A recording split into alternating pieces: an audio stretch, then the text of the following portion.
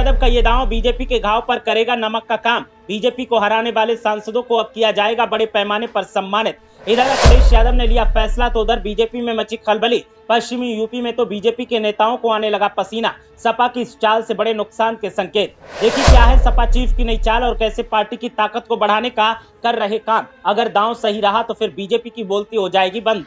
UP के मुख्य विपक्षी दल की तरफ से सत्ताधारियों के खिलाफ ऐसे दांव चले जा रहे हैं कि सत्ताधारियों का हाल काटो तो खून नहीं वाला हो गया है। एक तरफ तो सत्ताधारी पार्टी बीजेपी है और दूसरी तरफ समाजवादी पार्टी है। प्रदेश में माहौल उपचुनाव का है, लेकिन उससे पहले जो दांव अखिलेश यादव ने चला है उसने बीजेपी की बोलती बंद कर दी है। सपा ने ऐलान करते हुए कहा है कि पश्चिमी यूपी के उन सांसदों को बड़े पैमाने पर सम्मानित किया जाएगा जिन्होंने बीजेपी के दांत खट्टे करने में सफलता हासिल की है। और जैसे ही इस ऐलान के बारे में बीजेपी को पता चला है तो पश्चिमी यूपी से लेकर पूरब तक हल्ला बोल के हालात हैं। वहीं इसके लिए मेरठ के बहसूमा में 22 सितंबर को एक खास कार्यक्रम आयोजित किया जाएगा। इस दौरान सपा के नए सांसदों के साथ ही पूर्व सांसदों को भी सम्मानित किया जाएगा। इस आयोजन के बाद बेस्ट यूपी की चारों सीटों पर चुनावी रणनीति पर भी चर्चा की जाएगी। खासकर मेरठ से सटी मुजफ्फरनगर जिले की मीरापुर सीट पर खास फोकस रहेगा। मीरापुर सीट बिजनौर लोकसभा सीट का हिस्सा है। मीरापुर के विधायक चंदन चौहान हाल में हुए लोकसभा चुनाव में सांसद चुने गए हैं। उनके इस्तीफे से मीरापुर विधानसभा सीट खाली हो गई है।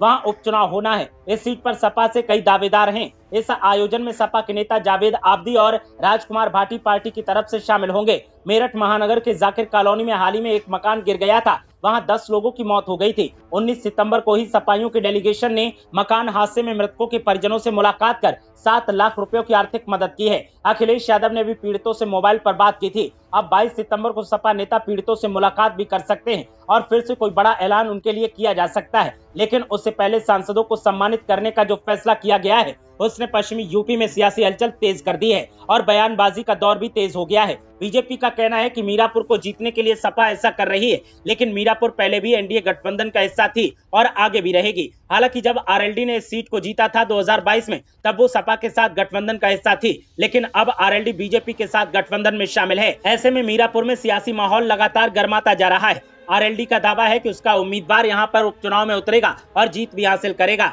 लेकिन समाजवादी पार्टी एन केन प्रकारेण इस सीट को जीतना चाहती है और इसीलिए लगातार समाजवादी पार्टी की तरफ से यहां पर सियासी धमाचौकड़ी मचाई जा रही है। समाजवादी पार्टी की तरफ से तमाम नेता यहां पर दावेदार हैं और सभी नेता यहां पर पार्टी के पक्ष में माहौल बनाने के लिए काम कर रहे हैं। अब देखना यह है कि जो पश्चिमी यूपी के सांसदों को सम्मानित किया जाएगा उसका कितना असर मीरापुर पर दिखता है और मीरापुर में कैसे सांसद सम्मानित होने के बाद समाजवादी पार्टी का जनाधार बढ़ाते हैं और उपचुनाव में समाजवादी पार्टी को जितवा पाते हैं या नहीं। ब्यूरो रिपोर्ट, मीडिया हलचल।